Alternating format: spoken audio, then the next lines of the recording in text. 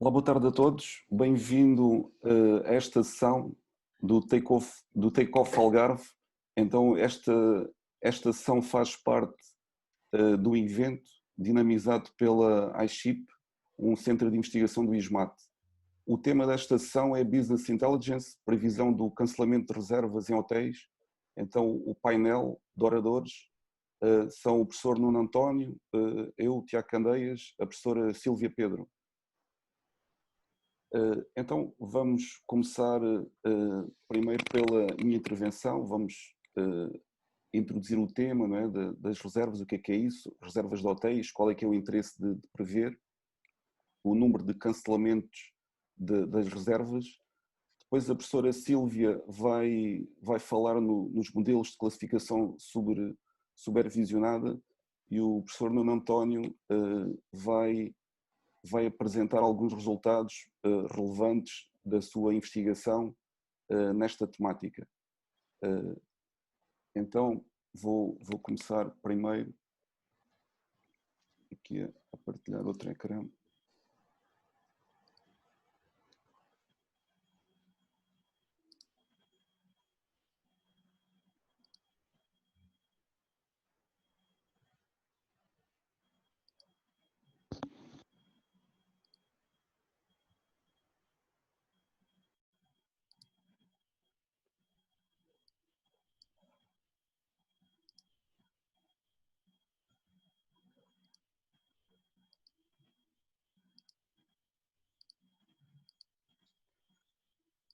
Ok, penso que estão a ver a tela, não é?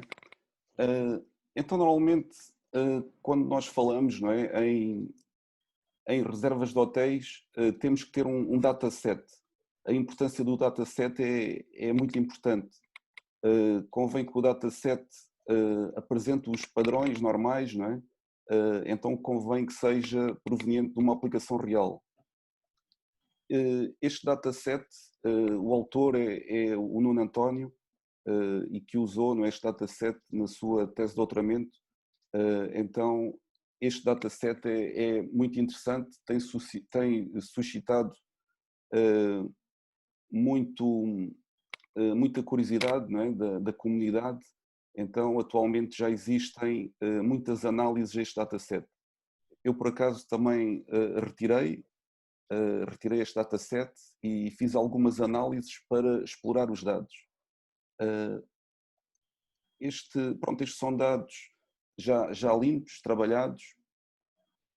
Isto aqui, pronto, são alguns indicadores de análise.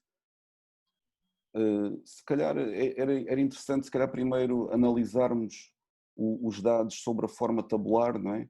Onde, se calhar vou começar aqui por mostrar.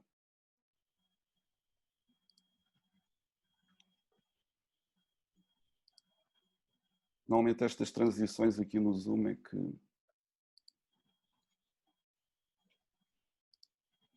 Pronto, então este é o dataset do Nuno António, do trabalho do Nuno António. Temos aqui os dados sobre a forma tabular. Cada linha representa um facto, que é as reservas, não é? E depois as várias colunas são as dimensões. Então temos aqui muitos dados, muitas linhas, não é? 119 mil linhas. Temos estes dados organizados com muitas dimensões de interesse, não é? E a partir daqui conseguimos fazer uma análise multidimensional e mesmo fazer previsões sobre os dados. Pronto, aqui chama a vossa atenção, não é? Temos aqui uma data, a data da reserva, que é importante, não é, para organizarmos isto sobre uma sequência temporal. Depois também temos aqui outro campo, que é o cerne da questão, que é se a reserva é cancelada ou não, que é esta coluna aqui. Estão a ver? Aqui é que determina se a reserva é cancelada ou não. Todo o estudo depois vai ser baseado na previsão de cancelamento de reservas. Então isto são os dados sob a forma tabular. É difícil nós compreendermos os dados, não é, desta maneira. Tínhamos que andar a explorar, andar a trabalhar, não é, muitos dados, organizar, a agrupar, obter dados agrupados, fazer operações de agregação sobre os dados, e isso, pronto, demora tempo, não é? Então, se nós observarmos estes dados de um ponto de vista gráfico, então conseguimos muito mais facilmente interpretar. Então, daí a importância de analisar os dados, não é, na forma gráfica, e que permite, não é, percebermos melhor, interpretarmos melhor toda a informação. Então aqui são algumas perguntas, também estas perguntas, por acaso, pronto, retirei aqui do notebook, do Kaggle, mas pronto, eu fiz as respostas, não é, de outra maneira, não usei apenas o Python, usei o SQL. Então daí este dashboard correr muito rapidamente, não é? Se eu fizer aqui um refresh, é quase instantâneo, à exceção deste, que tem um bocadinho mais de processamento, mas o processamento é muito rápido e funciona tudo em paralelo. Então pronto, esta é a primeira, é a primeira pergunta, não é, que vamos responder. De onde é que vêm os guests, nomeadamente os hóspedes, não é, dos hotéis? Então aqui temos a distribuição por nacionalidade, observamos que maioritariamente vem de Portugal. Temos aqui um mapa, podemos aumentar aqui o mapa, não é? Esta aplicação é muito flexível, então podemos ver aqui a distribuição das pessoas, dos nossos hóspedes, quais são os países. Isto aqui, pronto, é o chamado mapas de calor, onde conseguimos ver, não é, a proveniência dos hóspedes. Aqui, pronto, é para facilitar a visualização da distribuição de um ponto de vista espacial. Depois aqui também é outra pergunta, que é qual é que é a distribuição por segmento de mercado, se eles vêm diretamente, vêm por grupos, fazem reservas online, então é outra dimensão de análise. Aqui também é interessante analisar os preços, não é? Como é que os preços se distribuem pelo ano, como é que há a flutuação dos preços. Então estas análises também permitem, não é, conhecer mais sobre o negócio. Pois aqui temos as reservas, estas reservas se podem ser de determinados tipos, normalmente um hotel, não é, pode ter diferentes preços, então aqui é a distribuição dos preços pelo tipo de ingresso. Depois é uma análise sobre qual é que são os meses onde há mais trabalho, onde há mais fluxo. Esta outra análise, quanto tempo é que as pessoas ficam no hotel. Normalmente os hotéis têm estadias curtas, não é? Então aqui, pronto, mais do que 6 dias já não temos dados muito relevantes. Mas aqui também uma análise baseada no marketing, e esta última, pronto, é a que tem mais interesse, não é? São a percentagem de cancelamentos por mês. Então aqui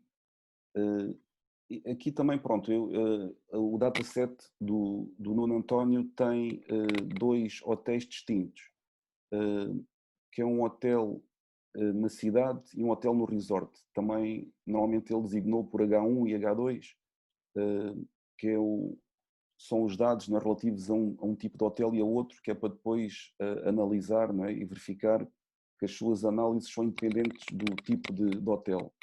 Os padrões mantêm-se.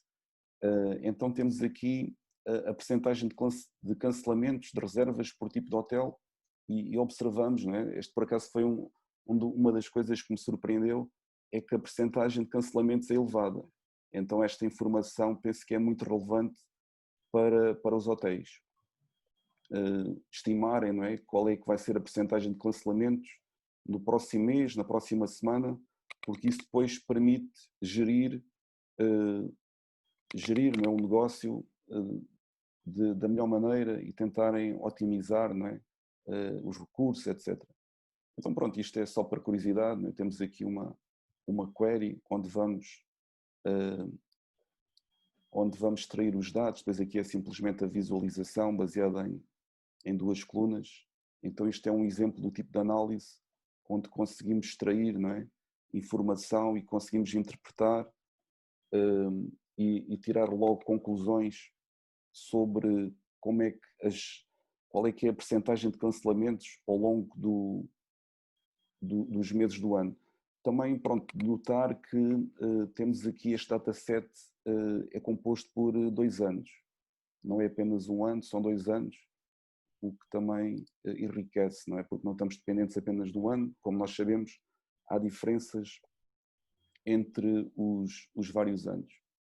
Depois, este tipo de sistemas, dashboards, não é? Permite não apenas visualizar dados, mas também fazer previsões. Então é possível também implementar aqui os outputs de modelos. Isto aqui por exemplo, um modelo de time series baseado em linhas do tempo, onde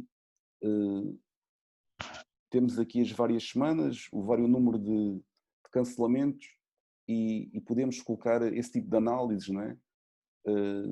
No dashboard e é muito rápido de processar e é informação extra. Então isto, pronto, é só para... Esta análise é simplesmente para verificarem, não é? Que é possível colocar um modelo num dashboard e apresentar informação que permite, não é, simplificar a tomada de decisão do gestor, não é, do dono do hotel, etc. Pronto, tudo isto é usando ferramentas open source, então temos aqui modelos, pronto, aqui este trabalho é um trabalho de integração, não é? Aqui há algumas partes que são mais, digamos, mais originais, mas é muito trabalho de produção. Então, pronto, esta era a primeira parte, era mostrar os dados, não é? A exploração dos dados, mesmo algumas previsões em time series, usando aqui este modelo. E agora vou passar a palavra à professora Sílvia para continuar, não é? De acordo com o nosso programa. Então, muito boa tarde. Eu vou partilhar agora aqui a minha tela para ficar mais fácil de fazer aqui a apresentação. Então, eu vou falar um bocadinho sobre classificação supervisionada. A classificação supervisionada é uma das principais áreas dentro de Machine Learning. Em Machine Learning, o objetivo é treinar máquinas para aprender com dados e depois, como isso vai ser possível, utilizar modelos para fins preditivos e, portanto, a própria máquina tomar algumas decisões, tirar conclusões sozinha a partir dos dados, dos algoritmos que vão ser treinados. Eu vou fazer aqui uma distinçãozinha entre aquilo que é a classificação supervisionada e a classificação não supervisionada. No contexto da análise do risco de cancelamento de reservas, portanto, o Tiago agora falou muito, o professor Tiago falou muito na questão da taxa de cancelamento em si, da previsão, portanto, que utiliza portanto, técnicas de séries temporais para análise das séries.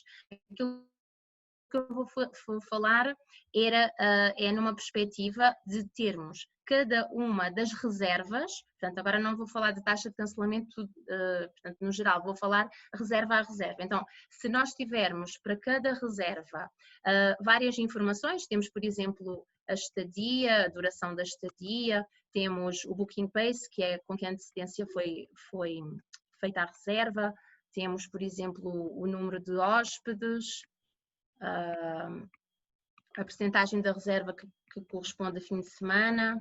Pronto, várias informações que podem ser úteis. O preço, não é? Também pode ser uma informação útil. Para aplicar um modelo de classificação supervisionada, nós precisamos depois ter aqui uma outra variável que indica se a reserva foi cancelada. E depois vamos ter aqui sim ou não, que vai ser 0 e 1. Portanto, o nosso 1 pode ser o cancelado e então nós vamos encontrar aqui modelos que vão fazer o quê? Eu vou ter aqui os zeros e os uns, não é? Para cada uma das reservas. Aqui vou ter os meus dados para cada uma daquelas reservas, as informações que estiver disponíveis. E o objetivo vai ser que o modelo consiga predizer se determinada reserva com determinadas características vai ser cancelada ou não. Então, na prática, aquilo que nós vamos fazer é, a partir de vários métodos de classificação que existem, encontrar scores. Então, por exemplo, eu posso encontrar um score através de regressão logística. Eu posso encontrar um outro score através de árvores de classificação, que são modelos portanto em árvore. Depois há uns outros também em árvore que é Random Forest, que normalmente dão resultados também interessantes. Posso aplicar aqui umas redes neuronais. Portanto, eu só estava a tentar explicar, portanto, a ideia geral da aplicação. Então, aqui, o que é que nós vamos depois ter como resultado da aplicação dos modelos? T-scores, que seria, por exemplo, 0.1, 0.8, 0.2, 0.3, portanto, são valores que vão estimar o risco daquela reserva ser cancelada. É claro que, às vezes, nós acertamos e às vezes erramos, ou melhor, às vezes o modelo acerta e às vezes a lógica dos modelos vai ser utilizar os dados, saí daqui.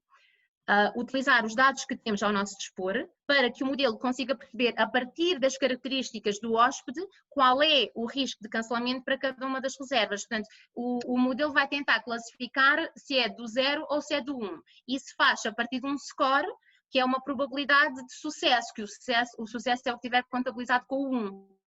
Portanto, que no caso seria o ser cancelado. Portanto, é claro que depois, por exemplo,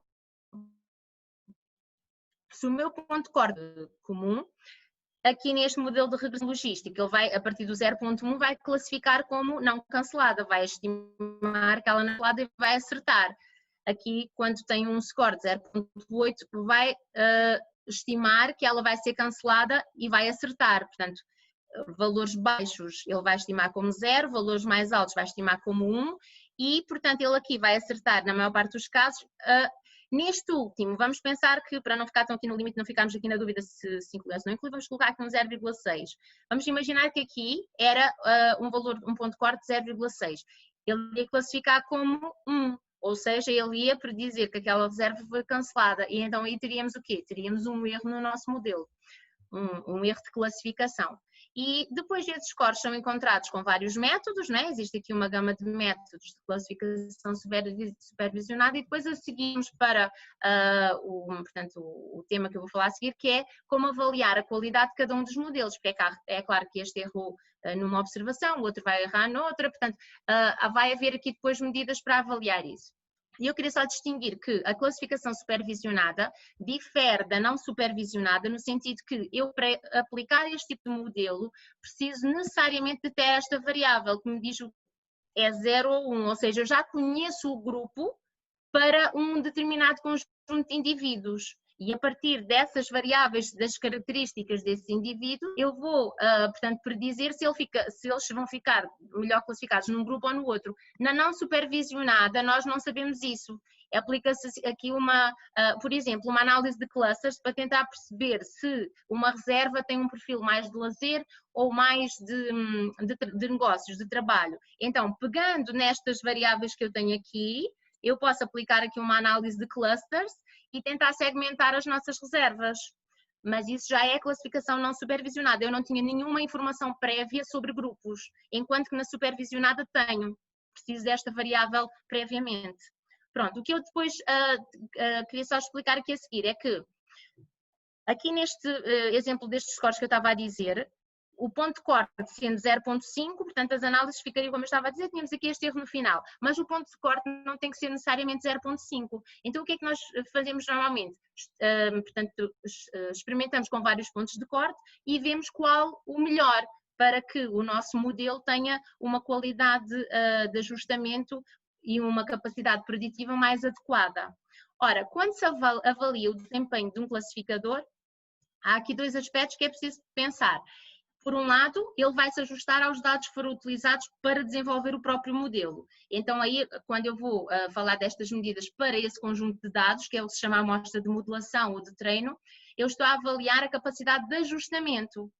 Só que um bom modelo precisa de ter o quê? Uma capacidade preditiva. Ele não precisa de ser bom só nos dados que foram utilizados para treiná-lo. Ele precisa principalmente de ser bom para novos dados, porque assim ele poderá ser utilizado para fins preditivos. Se ele for demasiado bom, para o conjunto de modelação de treino, mas depois não houver capacidade de generalização, ele não vai ser um modelo útil. Portanto, é bom que ele tenha uma boa capacidade preditiva. Então, aqui depois existem várias formas de fazer a divisão da amostra, é a amostra de treino, a amostra de teste, para avaliar o desempenho do modelo em ambas.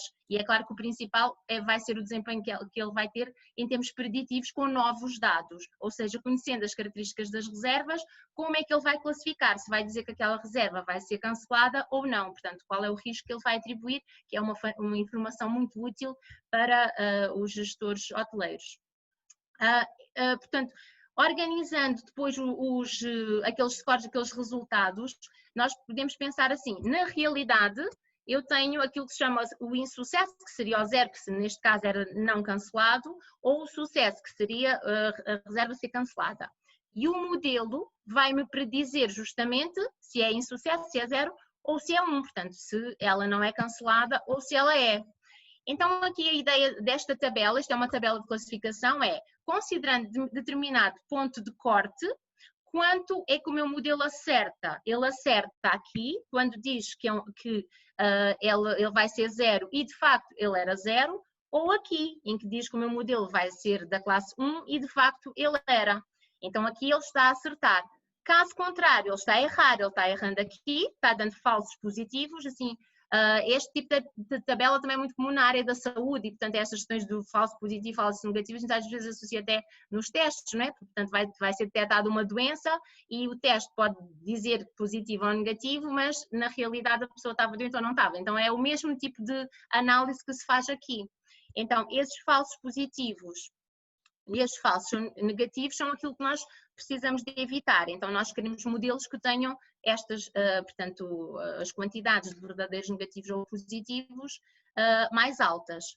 Para conseguir analisar isso, portanto, nós temos em que, para cada ponto de corte, calcula determinadas medidas.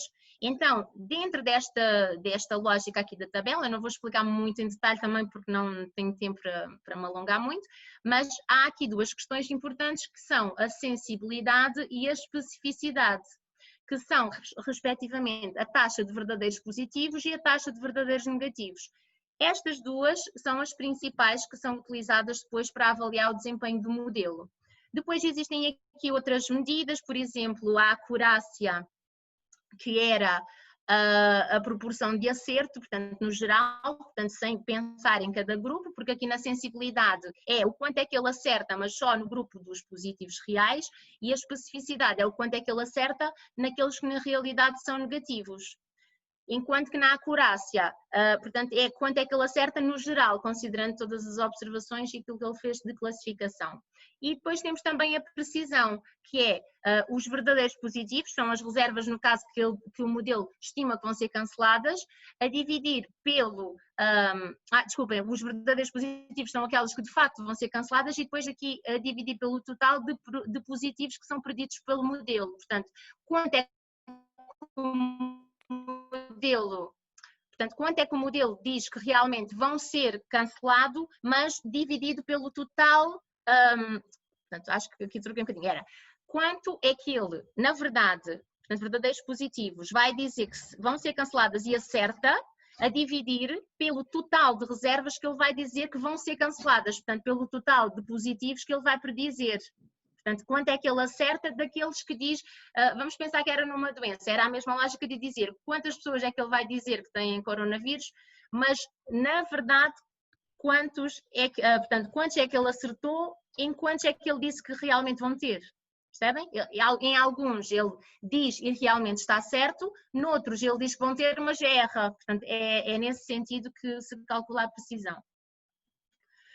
Depois há também uma curva, que é a curva ROC, que relaciona justamente aqui a especificidade com a sensibilidade. O melhor modelo vai ser sempre o que tiver mais, portanto, aqui para o canto superior esquerdo, para o canto superior esquerdo. Nós normalmente rodamos vários algoritmos, aplicamos vários métodos e depois vemos que teve o melhor desempenho. Pode ser calculada uma métrica que é a área abaixo da curva, portanto a área abaixo da curva, quanto mais alta melhor, quer dizer que a minha curva está posicionada mais nesta posição que seria o ideal.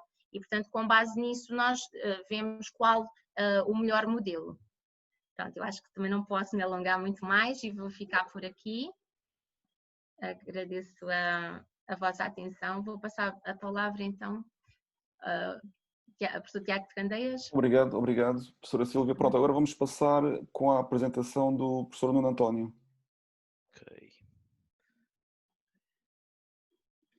Boas tardes, deixem-me só partilhar aqui o ecrã. E já devem estar a ver, digo eu. Sim, sim. O ecrã ainda não. Ainda Okay. não. Agora já. Agora já estão. Sim, Ok. sim. Pronto. Boa tarde a todos. O meu nome é Nuno António. Obrigado pelo convite também. E dizer que se a questão era falar aqui sobre também a parte da tese que eu utilizei com os cancelamentos. Já agora de mostrar também que o trabalho não é só meu, é também com o supervisionamento da professora Ana de Almeida e do professor Luís Nunes, do ISCTE. E vou tentar ser muito rápido, porque realmente temos que demorar um bocadinho. Normalmente esta coisa dos cancelamentos aplicam-se não só na hotelaria, apesar do exemplo que estamos a ver hoje é na hotelaria. É muito importante em qualquer indústria que tem bens ou produtos perecíveis. Normalmente isso aplica-se na aviação também, nas indústrias de serviços. Indústrias onde a procura varia com o tempo, normalmente no caso, por exemplo, da hotelaria acontece isso, normalmente quanto mais próximo da data, maior é o volume de procura. Aplicam-se a essas indústrias e aplica-se também quando os custos fixos são muito maiores que os custos variáveis. Neste caso, é também a aplicação de Revenue Management que começou a ser aplicado e este tipo de tarifas também e do Revenue Management a partir de 1990, assim mais liberalmente, ok? Eu não vou entrar aqui muito nas definições, vou avançar aqui um bocadinho à frente e vou já parar aqui num tema e numa definição que é quando nós queremos fazer previsão, e nós em Portugal e mesmo em inglês muitas vezes utilizam-se estes dois termos, forecasting e prediction. Os dois querem dizer estimar, é verdade, mas não são os dois a mesma coisa. Normalmente quando nós estamos a fazer forecasting estamos a tentar estimar um valor, neste caso se vão haver ou não cancelamentos ou as taxas de cancelamentos, como o professor Tiago dizia. E neste caso aqui eu chamei prediction de propósito porque para além disso nós queríamos perceber quais é que eram os fatores que estavam por trás dos cancelamentos. E em Machine Learning hoje em dia nós conseguimos fazer modelos preditivos muito bons, mas são modelos muitas vezes que também são black boxes. Ou seja, nós não conseguimos perceber porque é que o modelo, porque é que aquelas reservas vão cancelar. E então às vezes há aqui que balançar e podemos utilizar modelos que não são tão bons, mas que são mais compreensíveis, como são o caso das árvores de decisão, que falava a professora Sílvia, que nos permitem ter alguma interpretação do modelo. E então aqui a questão logo foi utilizar algoritmos que permitissem fazer isso. As reservas são um contrato entre os hotéis e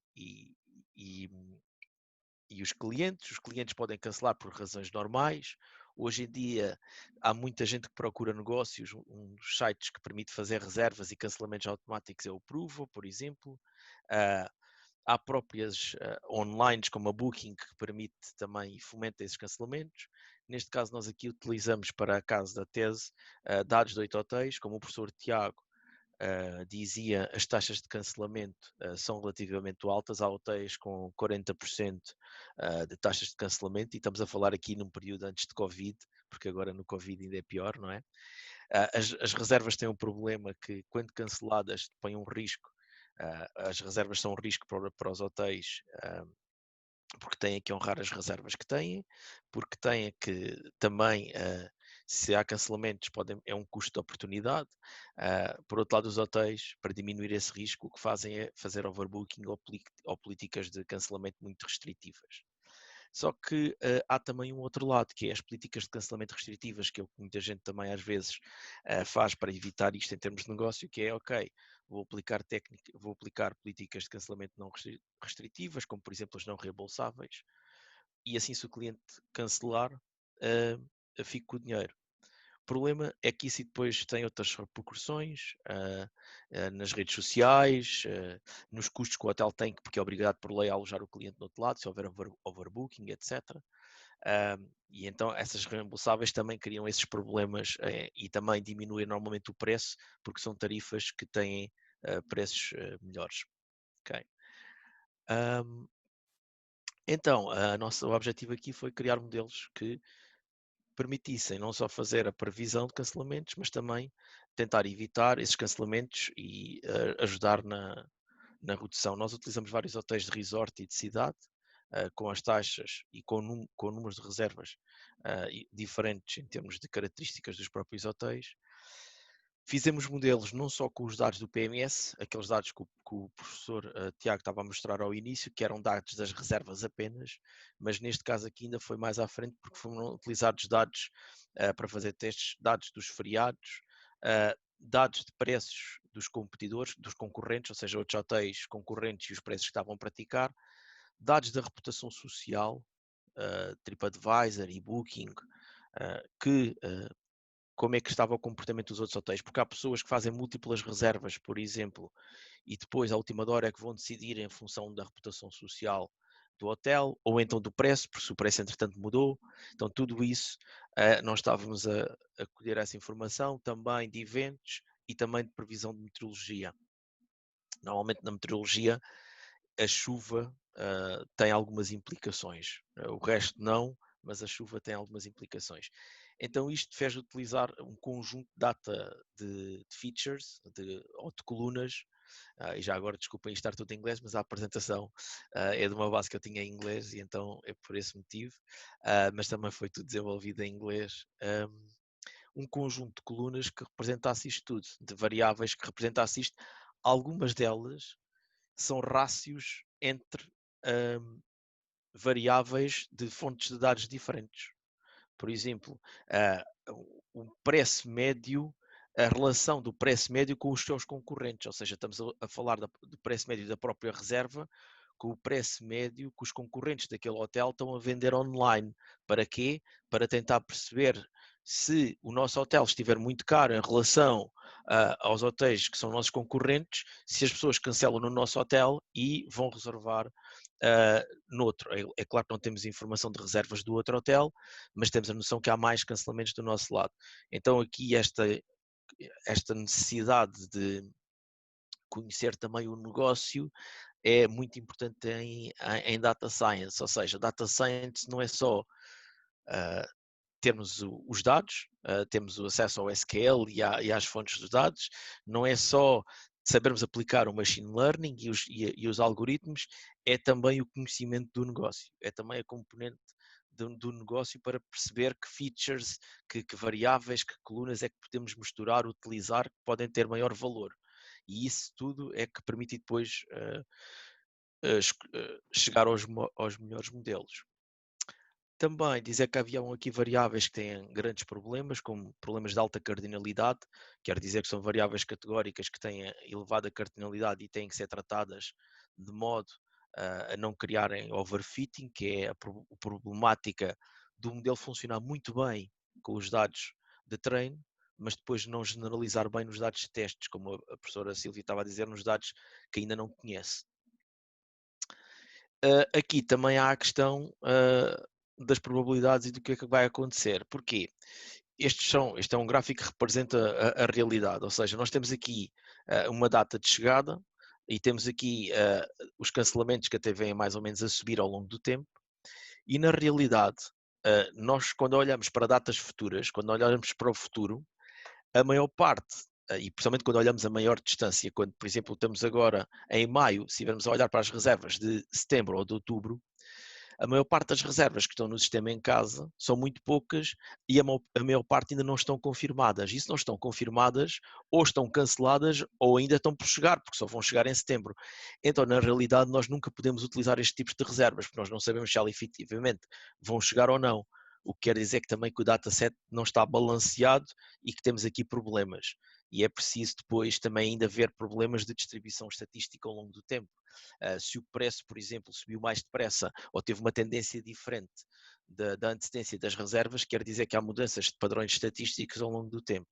Também é preciso tratar dessas variáveis. Neste caso, no nosso caso aqui, acabamos por dividir isto em blocos temporais, e estes blocos temporais foram utilizados então 70%, 75% de cada bloco para treino e os outros 25% para teste. E isso é que permitiu, foi uma das novidades aqui, foi isso que permitiu alcançar melhores resultados.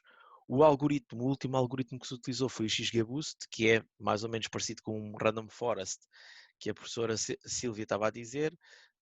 De um ponto de vista muito simplista, são centenas de árvores de decisão, onde cada uma vê parte dos dados, parte do dataset, dos registros, e cada uma só vê parte das colunas. E depois elas entre si, vamos dizer que 200 árvores de decisão é que vão votar entre si para decidir qual é a reserva qual é o estado da reserva, se deve ser considerada como vir a cancelar ou não.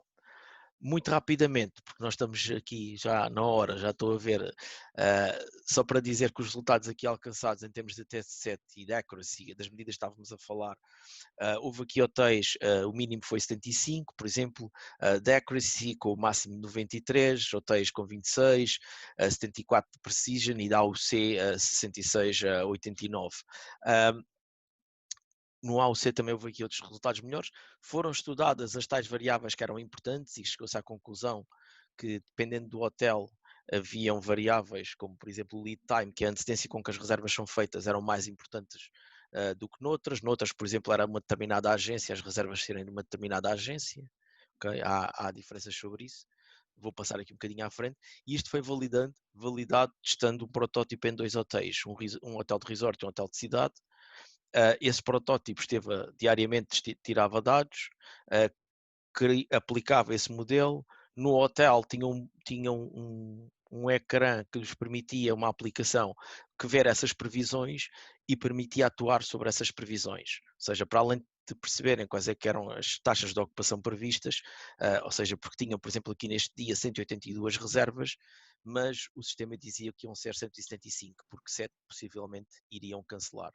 E depois poderiam ver quais é que iriam cancelar e atuar sobre elas. Okay? E atuavam, poderiam enviar e-mails com descontos, oferecendo melhor serviço aos clientes, etc.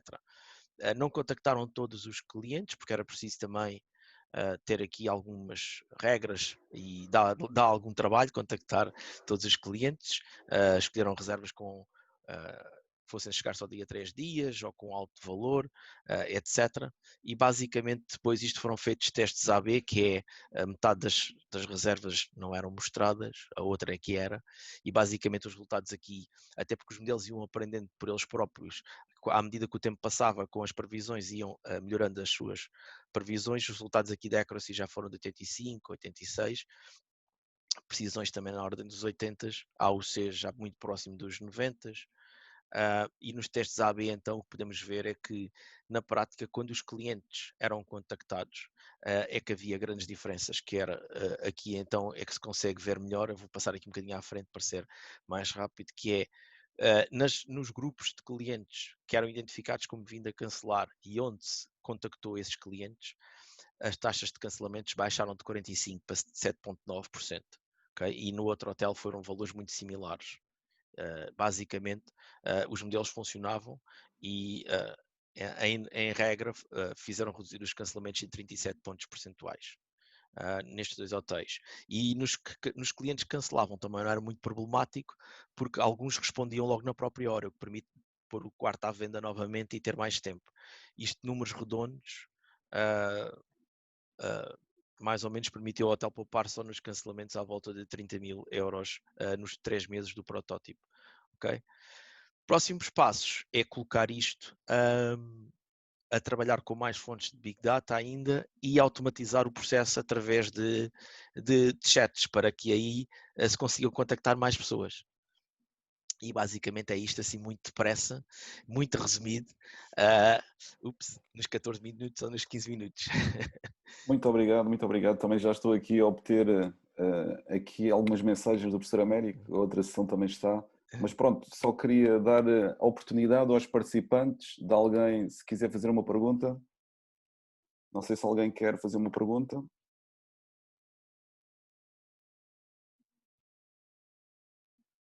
Ok. Pronto, então queria agradecer, não é, à professora Sílvia, ao professor Nuno António pela disponibilidade. Penso que foi uma sessão muito esclarecedora sobre o tema. É um tema muito importante atualmente, não é, cada vez mais. Então todas estas ferramentas são muito importantes, não é, no momento atual. Então penso que estamos todos muito contentes, não é, com esta sessão sobre um tema cada vez mais importante.